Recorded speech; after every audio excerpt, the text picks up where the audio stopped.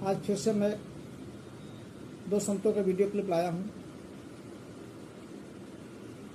और इसमें एक संत है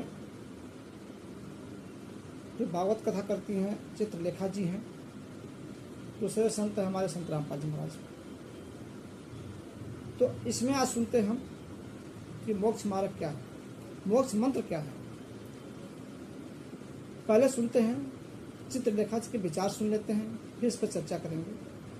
तो पहले सुनते आइए चित्रलेखा जी के विचार। सब देखते हैं ऊंचा महल है, ऊंचा घर है, धन है, बड़ा धन, बड़ा सुखी होगा। भीतर जाके देखो तो सब दुखी, सब परेशान, उम्मीदों से परेशान, इच्छाओं से परेशान। एक ही बात अंत में समझ आती है कि सच्चा सुख उन्हीं के पास है, उन्हीं के नाम में है, राधा नाम में। अभी आपने सुना चित्रलेखा जी का विचार। चित्रलेखा जी ये कह रही हैं कि राधा नाम सबसे बड़ा मोक्ष मंत्र है और इसी से सुख प्राप्त हो सकता है, बाकी सब दुखी हैं। अब कितनी इसमें सच्चाई है, आइए सुनते हैं संत रामपाल जी महाराज के विचार। राम नाम जप कर थर होई, ओहम सोहम मंत्र दोई।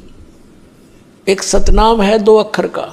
उस 2 अक्षर के सतनाम के जाप से आपका स्थिर स्थान मिलेगा। राम नाम जप कर थर होई, ये 2 अक्षर का मंत्र सोई। ये 2 अक्षर का मंत्र जो है ये है सतनाम, और इससे आपको स्थिर स्थान मिलेगा। राम नाम जप कर थर होई, थर माने स्थाई होना, कभी जन्म मृत्यु नहीं होती, वहां चले जाना। अब जैसे एक नामदेव जी महात्मा हुए हैं, जैसे आपको कल भी बताया था, वो पहले ओम नाम का जाप ही करते थे।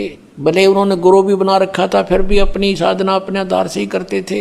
और उसमें पूर्व जन्म की ऐसी सिद्धि भी थी कि उसके कारण परमात्मा ने ही अपने भक्तों की इज्जत रखने के लिए, भक्ति को बनाए रखने के लिए, उसके लिए मंदिर भी घुमा दिया था परमात्मा। परमेश्वर कबीर साहब चाहते हैं कि भक्ति का नाश ना हो, इनमें आस्था बनी रहे। भगवान है, वो ऐसी लीला कर सकता है, और ये काल भगवान चाहता है कि इनको ऐसी साधनाएं बताऊं इनसे कुछ लाभ इनको हो नहीं, ये नास्तिक हो जाएं और भगवान की खोज ही बंद हो जाए। अब यहाँ तक इस भक्ति को लाना था परमात्मा ने।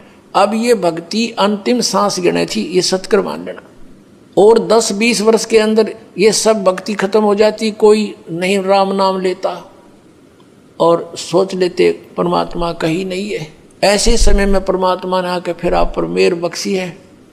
आप पुण्यात्मा हो, पहले से चार्जड हो, आपके अंदर पिछले जन्मों से भक्ति की प्रेरणा फिर से जाग रही है।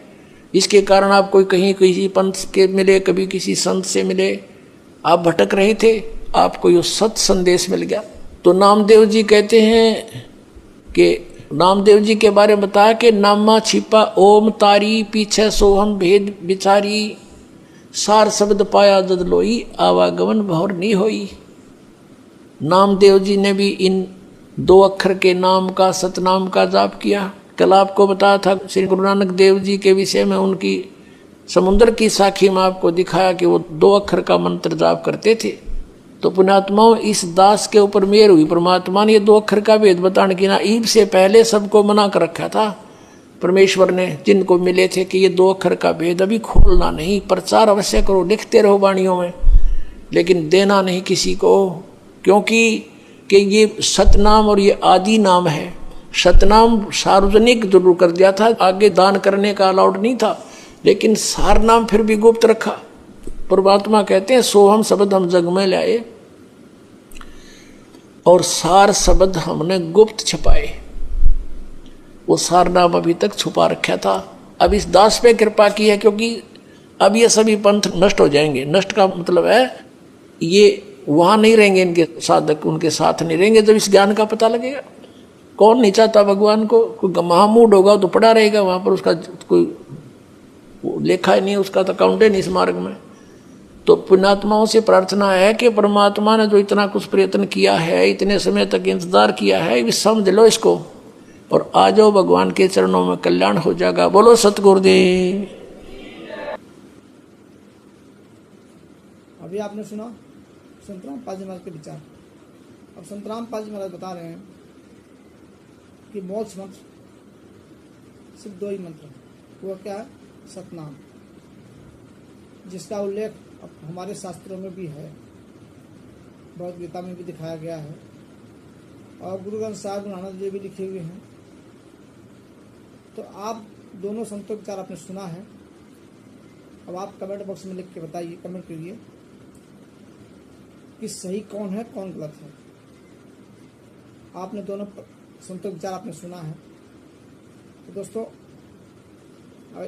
यूट्यूब पे हैं तो सब्सक्राइब कर लीजिए, और फेसबुक पे हैं तो फॉलो कर लीजिए, लाइक शेयर जरूर करिए, और हाँ, कमेंट बॉक्स में जरूर लिखिए।